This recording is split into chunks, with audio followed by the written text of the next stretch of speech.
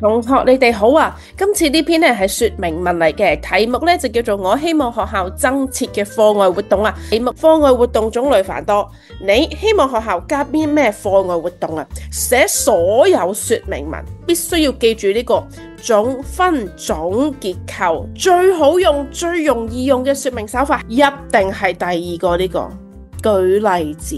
但數據說明咧，你哋千祈唔好喺考試用。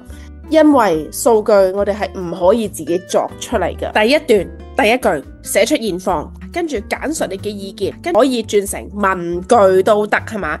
中心句咯。首先花式跳繩咧可以鍛煉身體。舉完例子之後咧，你就要解釋啊。好多同學咧寫到呢一度啊，就停咗噶啦。